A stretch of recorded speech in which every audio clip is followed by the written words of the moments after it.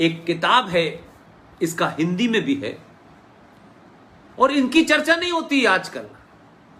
आजकल लोग dealer wheeler fixer किताबें लिख देते हैं, लिखवा लेते हैं, घोस्ट राइटर से लिखवाते हैं और अपने बायोडाटा में लिखते हैं कि देखिए ये एक महान साहित्यकार हैं, ये महान इंटेलेक्चुअल हैं। आप में से, शारदा की उम्र के बच्चों में से और उससे ऊपर की पीढ़ी के लोगों में भी किसी ने वीएस नायपॉल का नाम सुना है? वीएस नायपॉल का नाम सुना है किसी ने कि ये वीएस नायपॉल कौन थे? इसलिए मैंने कहा कि हमें ये बताया नहीं गया। वीएस नायपॉल की ये किताब है। इस किताब का नाम है वुंडेड सिविलाइजेशन, एक आहत सभ्यता, एक घायल सभ्यता। और वीएस नायपॉल को इसी किताब के लिए लिटरेचर का नोबेल प्राइज मिला। आज तो विदेशी ताकतों के एजेंडे पे काम करने वाले पत्रकार, साहित्यकार मैग्सेसे अवार्ड लेकर के इस देश में तोड़ने की शिक्षा देते हैं। इस देश को कन्वर्ट करके इस्लामिक जिहादियों के हाथों सौंप देने का ज्ञान भगाड़ते हैं। ऐसे लोगों को ऑर्गेनाइज तरीके से वो ताकतें जो अंतर्राष्ट्रीय स्तर पर भारत के उस पुरुषार्थ को जानते हैं जो हजारों साल पहले था और पूरी दुनिया में ज्ञान भी दिया, विज्ञान भी दिया, आज वो छोटे छोटे पुरस्कार लेके आते हैं और बहुत बड़े हो जाते हैं। वीएस नायपॉल को लिटरेचर का नोबेल प्राइज मिला। कितने बच्चों को पता है?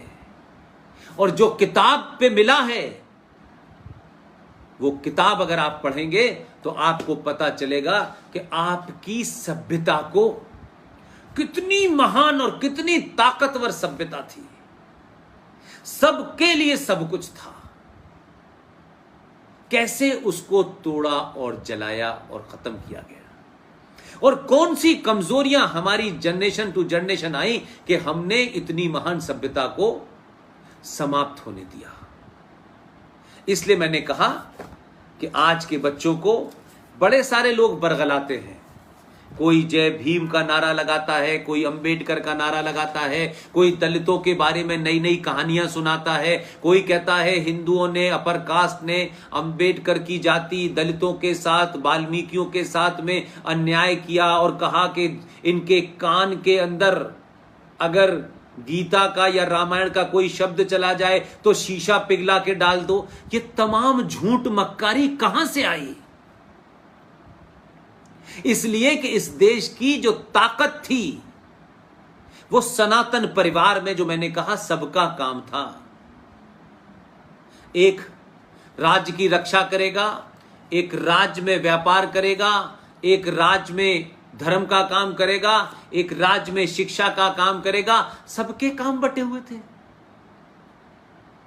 आपने उस पूरी व्यवस्था को विदेशियों ने लंबे समय तक रहने के लिए 1947 तक यही कुचक्र किया। जो महान लोग थे जिन्होंने उस वक्त की तमाम उन षड्यंत्रों को समझ लिया था, उनके बारे में चर्चा इस देश में कम होती है।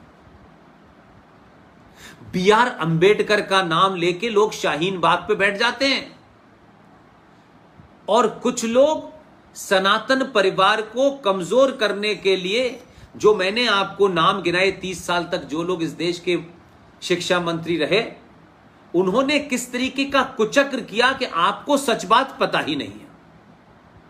और जब आपको सच पता नहीं होगा तो आप कंटिन्यूअस दूसरे के बिछाए जो जाल है, जो एकेडमिक जाल है, जो इंटेलेक्चुअल जाल है, आप उसमें फंसते जाएंगे और धीरे धीरे आप अपने राष्ट्र के प्रति ही खड़े हो जाएंगे। बी आर अंबेडकर का नाम लिया गया, लेकिन बी आर अंबेडकर की असली किताब का नाम किसी ने नहीं बताया। बी आर अंबेडकर से ज्यादा ईमानदार, विद्वान, दूरदर्शी और विजनरी मैं किसी को नहीं मानता। कुछ चापलूस अंग्रेजों की चप्पल उठाने वाले लोग, कुछ चापलूस मुंह टेढ़ा करके अंग्रेजी बोलने वाले लोग, कुछ लोग अंग्रेजों में बैठ करके अपने आप को अंग्रेज समझने वाले लोग, जिन्होंने भारत का सौदा अंग्रेजों से कर लिया था, जिन्होंने भारत के वीर पुरुषों का, सुभाष चंद्र बोस का, खुदीराम बोस का, सावरकर का सौदा अंग्रेजों से कर लिया था, क्योंकि अंग्रेजों ने जाने से पहले उन्हें सत्ता देनी थी। उन्होंने अंबेडकर जैसे लोगों को समाप्त कर दिया। बी आर अंबेडकर की 2 किताबें ये बच्चे जरूर पढ़ें। जो लोग ग्रेजुएशन कर रहे हैं वो जरूर पढ़ें। और ये शुद्ध रूप से उनकी लिखी किताबें हैं, ये किसी तीसरे ने नहीं लिखी हैं। अंबेडकर की एक किताब का नाम है थॉट्स ऑन पाकिस्तान, और दूसरी किताब का नाम है पाकिस्तान और पार्टीशन ऑफ इंडिया। इसे पढ़ें। इन सब चीजों को मैं इसलिए बता रहा हूं कि अभी जिस उम्र में शारदा और शारदा के दोस्त और जो ऊपर की उम्र के लोग हैं वो इनको पढ़ेंगे। बहुत बड़ा किताबें नहीं हैं, कुछ कुछ पढ़ लें। और हम जैसे लोग, जो हमारी पूरी टीम है, वो ये हम जानते हैं कि आज के दौर में लोगों के पास पैसा बहुत है, टाइम कम है। और हमने ये मान लिया है कि पैसा बहुत होने से ज्यादा फायदा है, टाइम भले ही कम हो जाए। लेकिन हम उस संस्कृति के हैं कि पैसा हो ना हो, टाइम होना चाहिए। टाइम को पैसा नहीं खरीद सकता। कोई चाहे कि उसने पैसा खरीद करके टाइम को खरीद लिया है, यह मुमकिन ही नहीं है। लेकिन अगर आपके पास समय है तो आप पैसा कमा सकते हैं।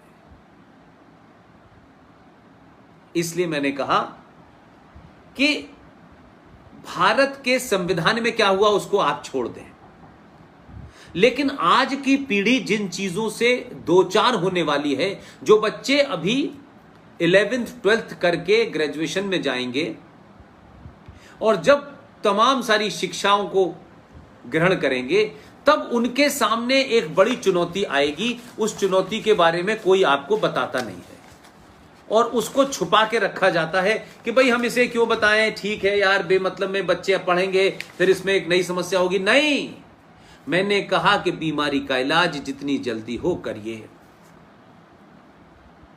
यह भारत आजाद हुआ तथाकथित तौर पे 15 अगस्त की डेट पढ़ाई जाती है कि 15 अगस्त को आजाद हुआ। न तो ब्रिटेन के संविधान में और न भारत के संविधान में। यह ब्रिटेन के संविधान का पहला पेज है और ये भारत के संविधान का पहला पेज है। इसमें कहीं नहीं लिखा है कि 15 अगस्त 1947 को हमें आज़ादी मिली थी।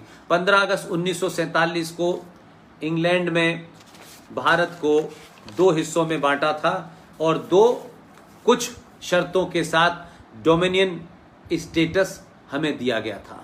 15 अगस्त को अखंड भारत के टुकड़े हुए और भारत खंडित हुआ। पाकिस्तान बना ईस्ट में, वेस्ट में, और एक बचे हुए टुकड़े को हमने भारत कहा।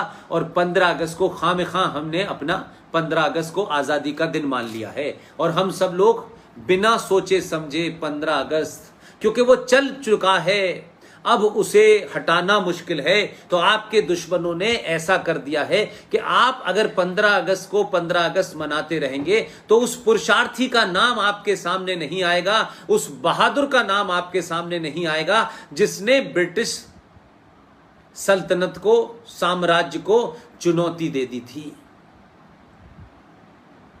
क्योंकि अगर ऐसे लोग भारत में होते तो जिनको सत्ता पे बैठने की जल्दी थी, जिन्होंने अंग्रेजों से साठ गांठ कर रखी थी, वो फिर सत्ता में नहीं आते।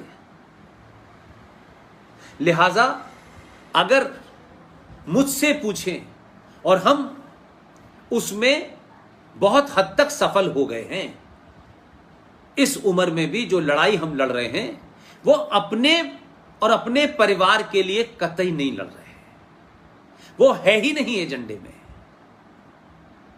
हम सिर्फ ये लड़ाई इसलिए लड़ रहे हैं कि शारदा ठाकुर की जनरेशन के लोग हमसे हमारे जाने के बाद ये नहीं कहेंगे कि हमारे बुजुर्गों ने हमें किसी लालच के कारण सही बात नहीं बताई। इतना ही बर है, आप बात हमारी माने, तथ्यात्मक लगे तो लोगों को बताएं, गलत लगे तो जब तक ठीक न लगे तब तक बताएं ना। इसलिए यह ज्यादा जिम्मेदारी है कि जो बच्चे 11th में हैं, 12th में हैं, उनको अभी ग्रेजुएशन करना है, इस देश के सत्ता में, व्यवस्था में जाना है, कोर्ट में जाना है, जजेस में बनेंगे, ब्यूरोक्रेट बनेंगे, उनका कम से कम ज्ञान ठीक हो जाए, यही हमारी कोशिश है। हम सत्ता नहीं है, सत्ता एजुकेशन पॉलिसी लाएगी, चलेगी, लेकिन उसके अलावा भारत राष्ट्र क्या है वो हमारी जिम्मेदारी है।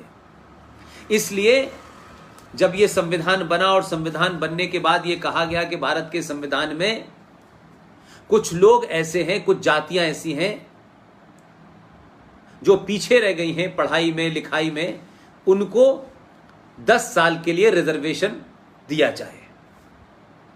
और अंबेडकर अपनी किताब में साफ साफ कहते हैं कि यही बात थी, 10 साल से ज्यादा नहीं देना था। लेकिन वो रिजर्वेशन हमारे यहां जब समाज कमजोर होता है, और समाज कमजोर होता है तो समाज के जितने भी हिस्से होते हैं, चाहे सेना हो, चाहे पुलिस हो, चाहे न्यायपालिका हो, चाहे संसद हो, फिर उसमें बौने पैदा होते हैं, उसमें दलाल और चापलूस पैदा होते हैं। और जब वो सब जगह जाते हैं तो वो जो उनका चरित्र होता है चापलूसी, दलाली करने का, चप्पल उठाने का, झूठ बोलने का, सत्ता का सुख भोगते हुए व्यवस्था में बने रहने का, वो कभी सच बात नहीं बताते हैं।